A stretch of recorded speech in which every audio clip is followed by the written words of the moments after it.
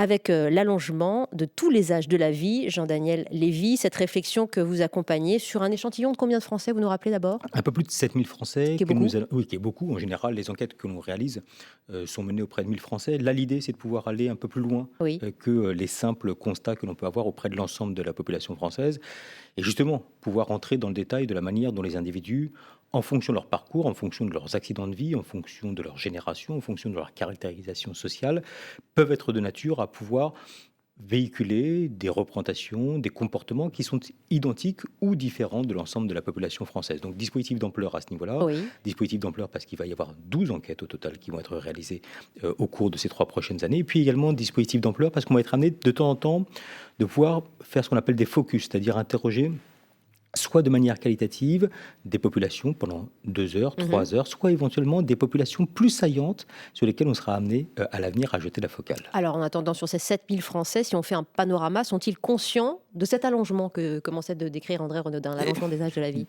Déjà, et c'est une bonne chose, oui, ils en sont conscients. Donc on parle d'un sujet qui est un vrai sujet de société, qui n'est pas uniquement un sujet qui aurait pu nous animer, D'experts. en fait, d'experts, mais qui globalement font que lorsqu'on interroge nos compatriotes, et quand on les interroge justement sur les différents âges de la vie, avec la perception d'essayer de voir si on a le sentiment que ces âges sont plutôt allongés, réduits ou globalement n'ont pas changé, d'une manière générale, et on le voit derrière vous, que ce soit l'adolescence, que ce soit la vie active, que ce soit la retraite, ou que ce soit encore le 4e âge, il y a à chaque fois un constat qui est un constat partagé, que oui, il y a un allongement. Donc il n'y a pas un temps de vie qui s'allongerait au détriment des autres, c'est à chaque fois l'allongement de tous les temps de la vie. Très bien. Et ce jugement est un jugement, on va le voir juste après, partagé par l'ensemble des générations sur le slide suivant, avec les Français, quel que soit leur âge. Vous savez, parfois on parle de population ou d'une France qui serait une France fracturée. Une France, en fait, qui ferait que,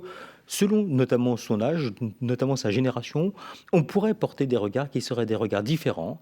Et un des enseignements de cette enquête, c'est que ces fractures qui existent parfois ne se retrouvent pas, en tout cas, dans ce constat préalable qui est un constat où, globalement, oui, il y a l'allongement des différents temps de la vie.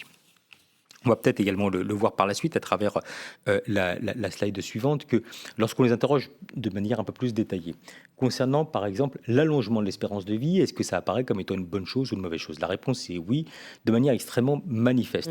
Donc il y aurait pu avoir un constat qui amènerait à dire que globalement, oui, il y a l'allongement des différents temps de la vie, mais qu'au final, ceci n'apparaîtrait pas comme étant une bonne chose, ou serait apporté ou en fait considéré comme étant avec un jugement plutôt critique. Donc Ça c'est n'est- en général une bonne chose, ça veut dire que c'est une chance, où il y a un aspect contraignant qui est perçu quand même dans votre échantillonnage. Là, pour l'instant, c'est pas vraiment d'aspect contraignant. D'accord. On y reviendra tout à l'heure sur d'autres aspects, mais en tout cas, d'un point de vue global, l'appréciation initiale est plutôt une appréciation positive, que ce Très soit bien. concernant l'allongement de l'espérance de vie, que ce soit également, on va le voir, concernant l'allongement de la période de retraite, 85% des Français qui le disent.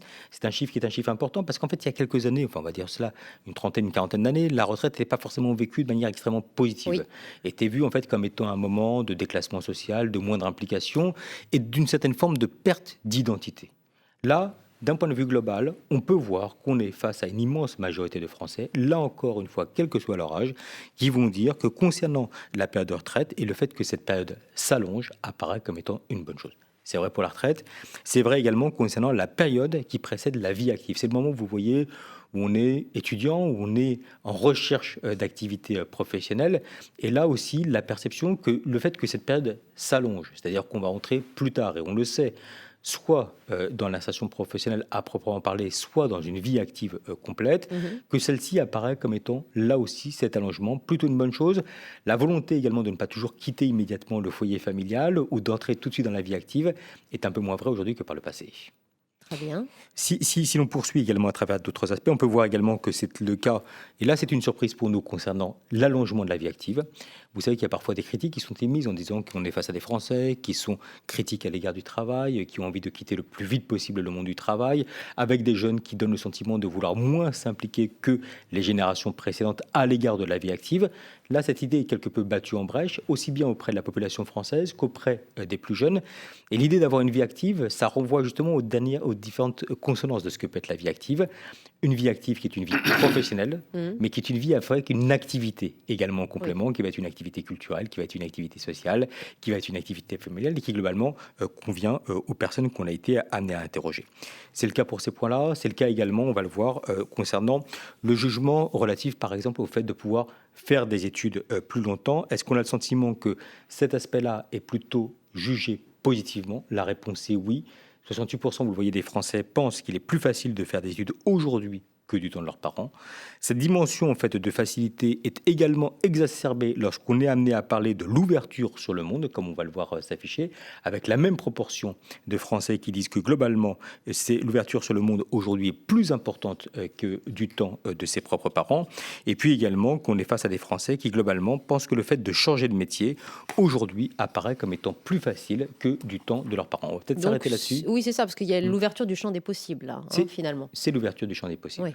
On a un constat partagé, des jugements sur l'allongement des temps de la vie qui apparaissent comme étant plutôt positifs, et lorsqu'ils sont amenés à se projeter vers l'avenir ou à se comparer aux populations et notamment à la génération de leurs parents, avec la perception que globalement, le champ des possibles apparaît comme étant bien plus important que par le passé, et même cette possibilité, on sera amené à en reparler tout à l'heure, du fait de pouvoir être amené à changer d'activité professionnelle. Donc il y a beaucoup de positifs dans tout ça, mais il y a un gros bémol que vous pouvez souligner dès maintenant, Jean-Daniel. Alors, il va y avoir effectivement quelques bémols, peut-être 2-3 aspects encore un tout petit peu positifs, si vous me permettez. Le premier aspect sur le fait d'avoir des loisirs aujourd'hui, en fait, toujours perçus comme étant plus faciles qu'à l'égard de la période de ses parents, comme le fait de pouvoir vivre longtemps en bonne santé. On va le voir également s'afficher.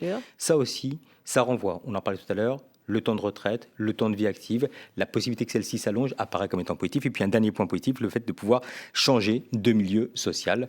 On va le voir également ici, 45% des Français qui le déclarent. Les bémols touchent les dimensions économiques et financières. Bien sûr. On va en citer 3.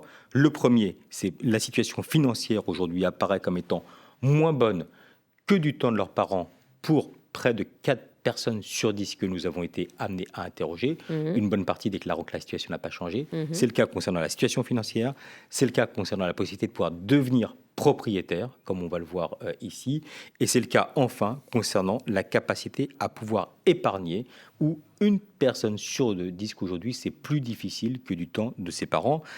Tout ceci se conjugue peut-être à travers un autre chiffre qui va relever là pour le coup peut-être plus de l'intime, c'est sur la relation de couple.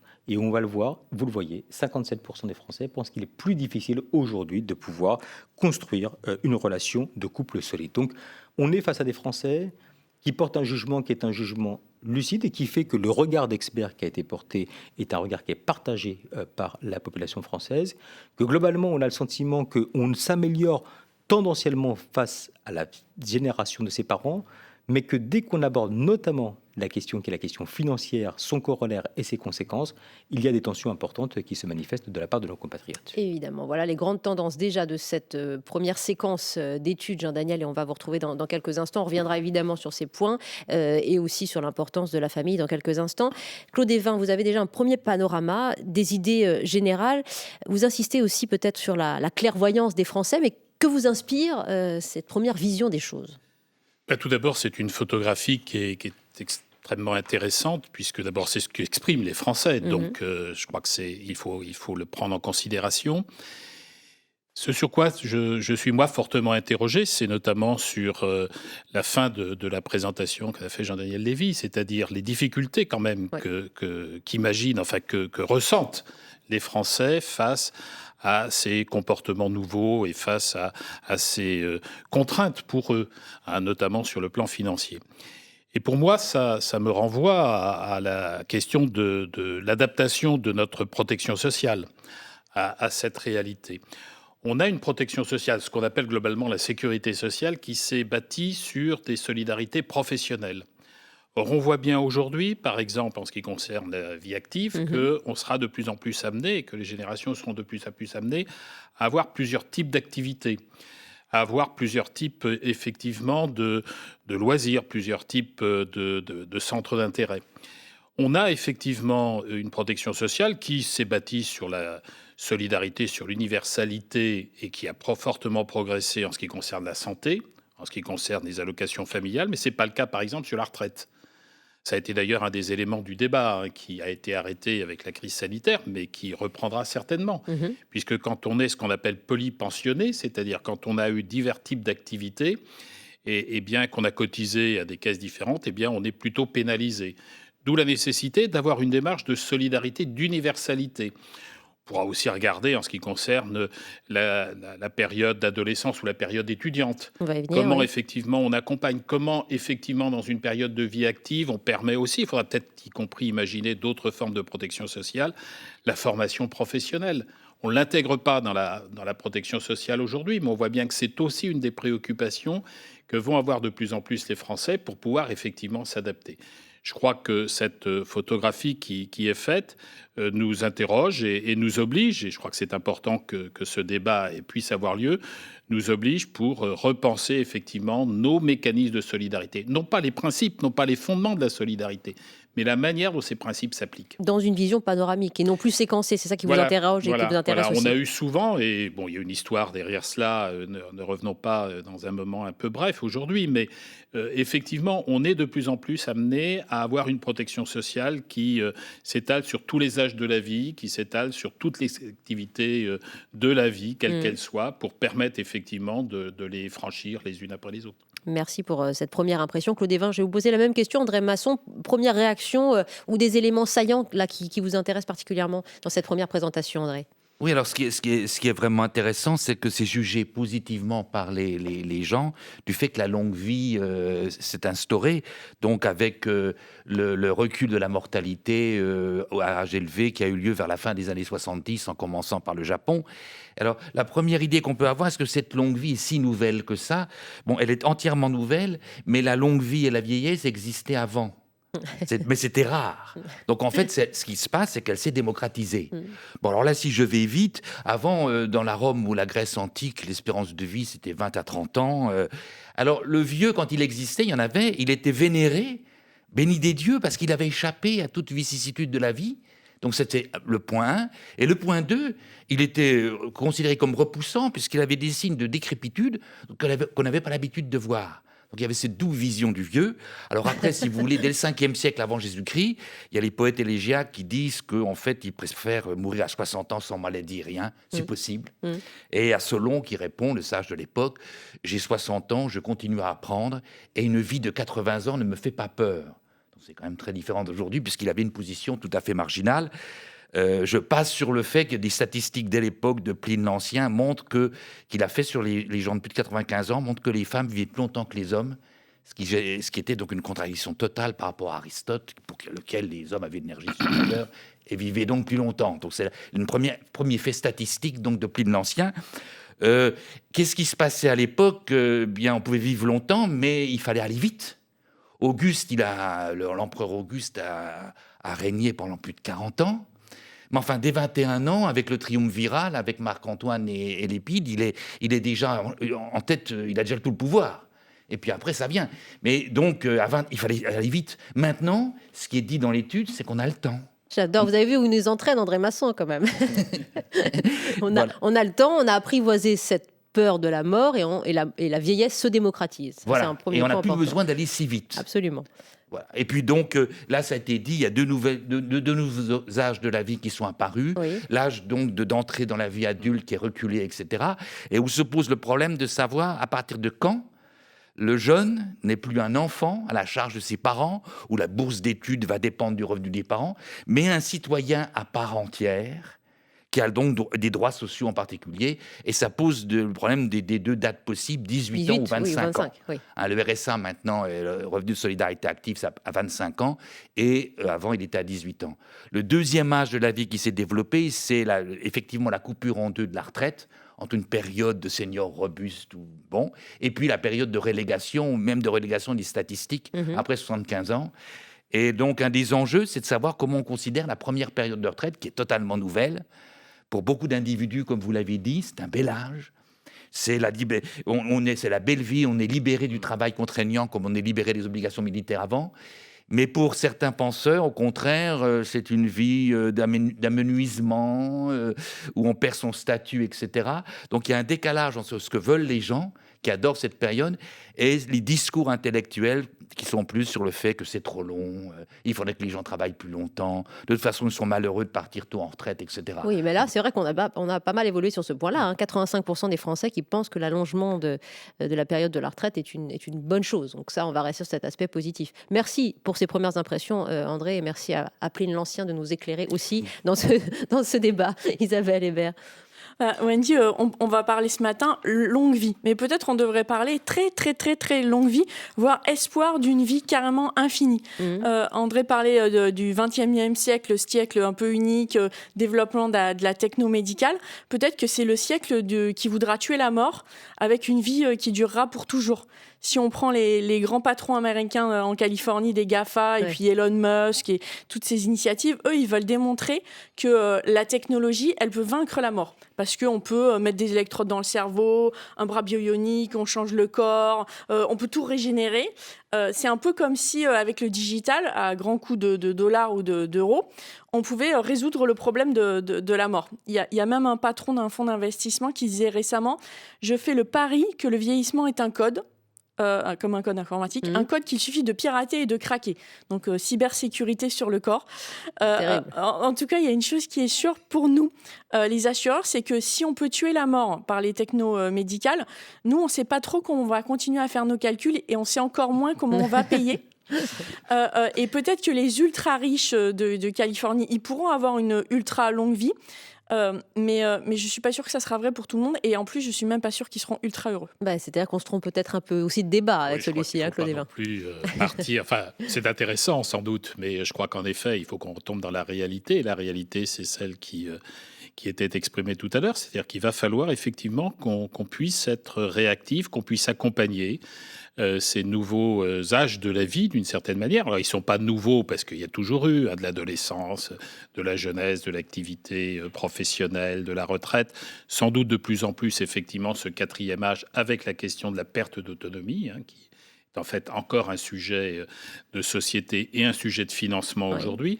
Mais on voit bien que sur chacun de ces moments qui vont se poser de manière effectivement différente des situations que nous avons connues jusqu'à maintenant, il va falloir qu'on puisse effectivement permettre que le jeune reste peut-être plus longtemps dans une période d'apprentissage.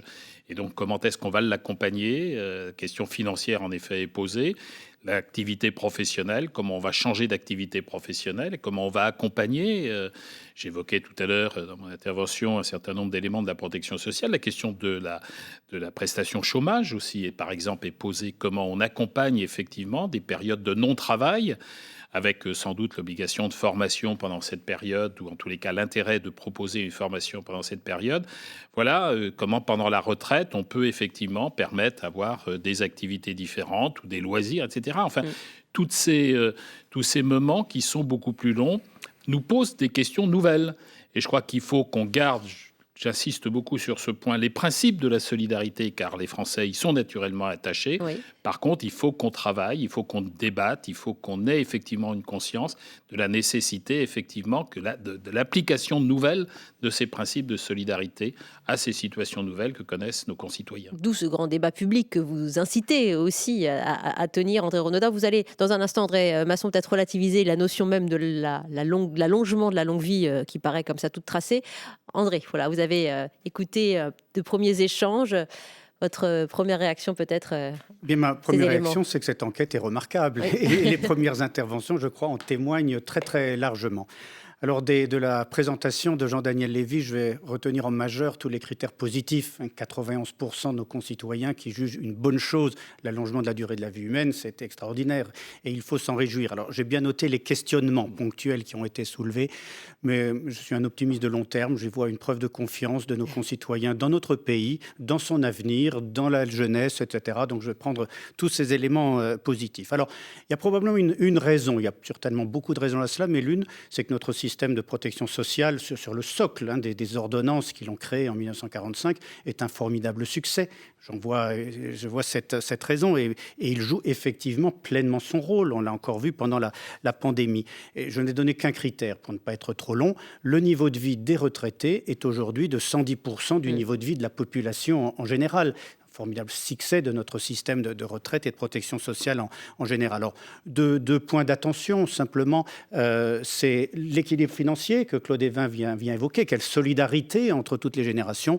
Et le deuxième grand sujet, c'est la vie en bonne santé, oui, à tous les âges de la vie et notamment au grand âge. Voilà quelques éclairages que je pouvais donner. Merci André, qui nous permettent de rebondir sur une réalité. Elle est américaine, André Masson, et elle nous interroge justement sur cette projection de l'allongement de la vie. Elle n'est pas forcément acquise partout, y compris dans la première puissance mondiale.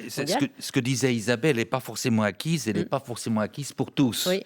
Donc l'exemple qui est donné, c'est d'un prix Nobel d'économie, Angus Deaton, sur Death of Despair, donc la mort de désespoir en français. Et il montre que l'espérance de vie aux États-Unis a diminué parce qu'elle a diminué seulement au sein d'un groupe qui sont les Blancs non hispaniques, non diplômés, qui n'ont pas de master. Et il parle de mort de désespoir, donc c'est le suicide, l'overdose de drogue, l'overdose de médicaments, les opiacés, et puis les maladies liées à l'alcool. Et il attribue ça à l'effet de stagnation du salaire sur le long terme, aux emplois dégradants et mal payés, et peut-être aussi au déclin du mariage, de la religion, de la famille, de la communauté. Et ce qui est intéressant, je vais vite, il a relu le suicide de Durkheim. Il dit, mais comment Durkheim a trouvé tout ça ? Alors qu'il n'avait pas les données, c'est ce qu'on obtient. Le désespoir monte et le risque de mort par désespoir augmente quand la société n'offre pas à certains le cadre voulu pour qu'ils peuvent mener à bien une vie digne et riche de sens. Donc là, il reprend. Et donc, si vous voulez, pour lui, c'est l'origine du populisme, de Trump et des votes républicains pour les gens qui ne croient plus en l'État, l'impression qu'on va donner l'argent à des gens pas comme eux, des Afro-Américains, des minorités.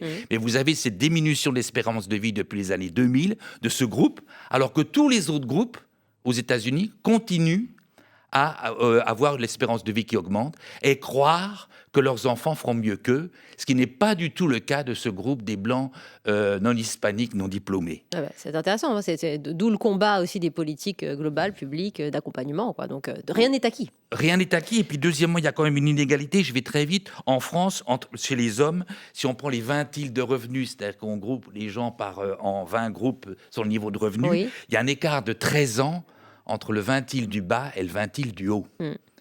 C'est moins important chez les femmes.